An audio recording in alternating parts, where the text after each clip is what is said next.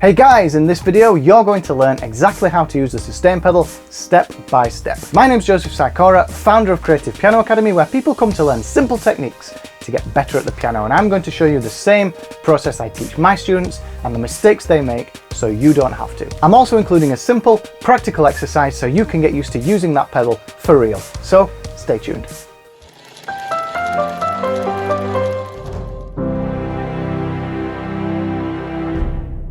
Hey guys, on this channel I post simple and effective techniques to get you playing better piano and having way more fun with it. So if that sounds good to you, smash that subscribe button. Now, let's get going. So first things first, we need to get used to how the sustain pedal works. So what we're going to do is we're going to take two chords and move between them nice and smoothly using the sustain pedal. So I'm going to introduce pedal cam. Check it out. Do you like my stripy socks? So we need something in the right hand that's simple enough that you don't need to concentrate on it. We can put our 100% concentration into the pedal. So notice first of all my heel. Where's my heel? It's on the floor, and I'm using it as an anchor point to lever the front of my foot up and down on that pedal like this. Okay, we're not going to use the whole leg like this and lift it up and down. We're going to put the ball down and do it this way. All right, so if you find yourself doing this, just make sure you correct yourself. Now I want you to take your right hand and play a C major chord like this. Okay, so we've got our thumb on the C, finger 1 on the C, 3 on the E, and our finger 5 on the G. And all we're going to do is we're going to bounce on that chord 4 times like this.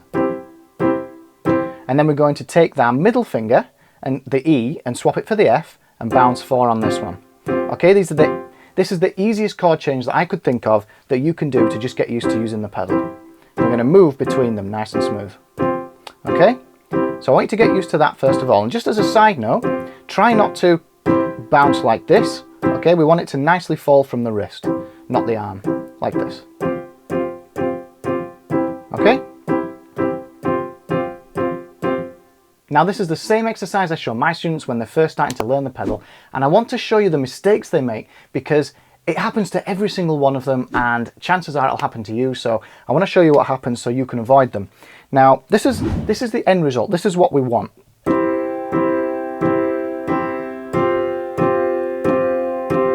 A nice smooth transition between those two chords.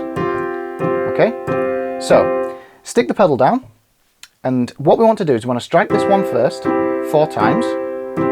Okay, and then what happens is my students, they bring the foot up and then it comes down again when I change chord. Okay, but listen to what happens when we do that. Here we end up with a gap.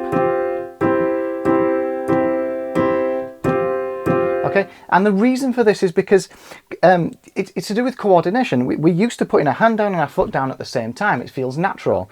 But what we want is to bring our foot up when the chord changes. Our hand goes down, our foot comes up. Okay, so we want to kind of swap that round. So here, look, let's try this again. Up, okay, and then back down again. So 1, 2, 3, 4, up, okay? And that means that the chord is held down as long as it needs to before that next chord, which means it's a smooth transition. Okay, so when we get that right,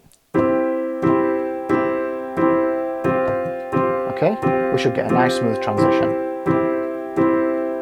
So the second mistake, or the second stage of learning this that happens when I show this to my students is this normally happens. Now see if you can hear what's happening.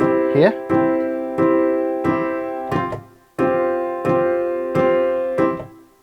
So what's happening here?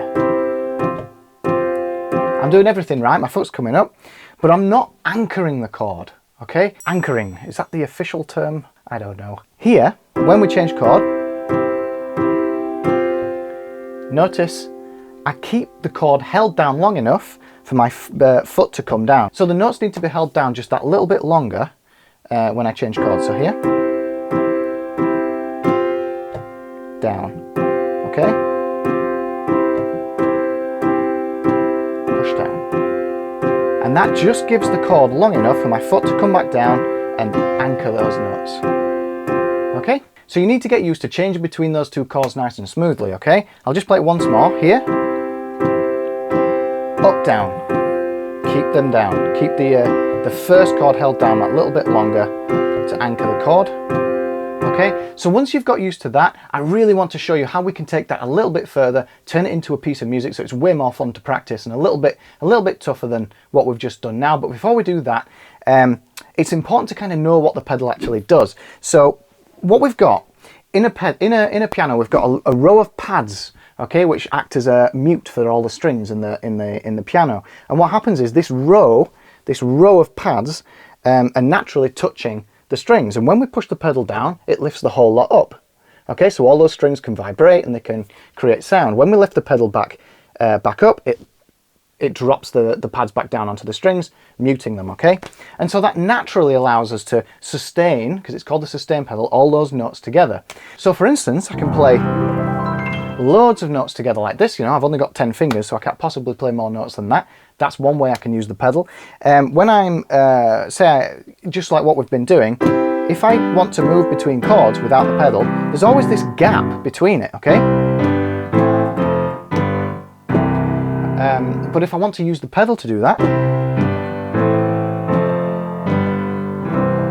there's no gaps between them. It's a much smoother transition. So, and also I can add notes into those chords to create like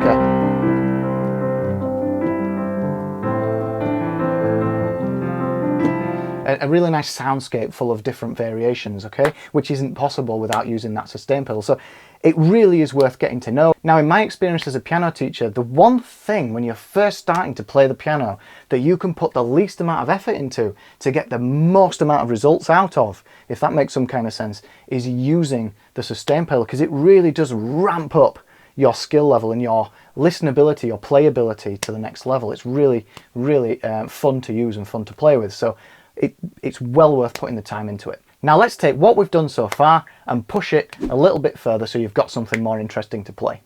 This is going to take what we've done and take it that little bit further. So let's start out like we did before here. In the right hand, we've got our first 4 strikes of the C chord, and then we're going to change to this chord here. Okay, the same as before. And then we're going to come back to the C, but then we're going to go the other way to G sus2, okay? So that's what these chords are called. We've got a C major, we've got a C sus4 because I'm adding in this F, which is the 4th note above C. Okay, back to C major, and then C sus2. Okay, because I've got the 2nd note in there above C. That's what it's called. And that's our little sequence that we're going to use in the right hand. Now we're going to bring the left hand in here and just use power chords, okay? This is nice and simple. It's a nice simple accompaniment that you can use. So I want you to get into this position. I want you to put your little finger onto the C and your thumb, your first finger, onto the G, like this. And that's all. So what we're going to do is we're going to take this and just strike it once. Okay? Just take those 2 notes and strike it once. Now once you've got used to that, all you need to do is move it down to the F position, like this. Okay? I'm not needing to move them out or in. I can put my fingers in that position, move them down to the F and the C position. That's the F power chord. And then after that, A power chord position. So that's an A and an E. And then a G power chord position. That's G and D. Okay? So if we bring that together,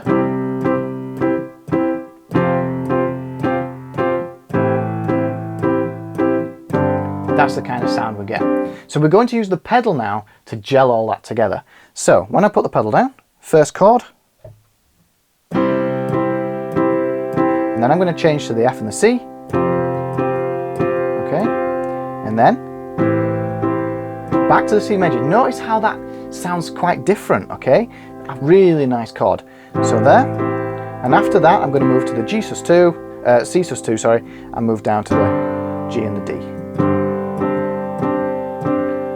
Okay, and again, the whole point is you're going to use the same skills as we've just done. We need to hold the chord down that little bit longer to start with, okay, and it needs to come up, down, okay.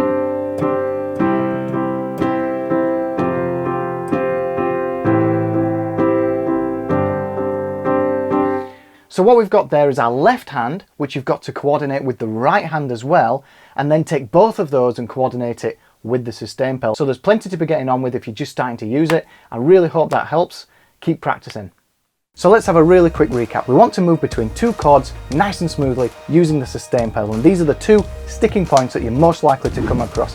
First, we want to make sure that when we change chords, on that change, the foot comes up and then back down again. It doesn't want to come down at the same time. It wants to come up on the change and straight back down again. The second thing is we want to make sure that the chord is held down long enough that the foot can come back down and anchor the chord, okay? We don't want the hand to come up before the foot can come down, or you won't sustain it, which is the whole point of the sustain pedal. Then we took the chords a little bit further in the right hand, we brought in the left hand as some accompaniment, so we've got to coordinate those two as well as everything with that sustain pedal. Hey guys, thanks for watching. I really hope you got something out of this video. If you did, give it a big thumbs up and also smash that subscribe button so I can do more videos like this for you. So over to you. Now you can use that sustain pedal to move between chords and you're beginning to sound a little bit better. What's the one song that you would absolutely love to be able to play? Leave me a comment down below, let me know, and I'll see what I can do. Till next time, keep practicing.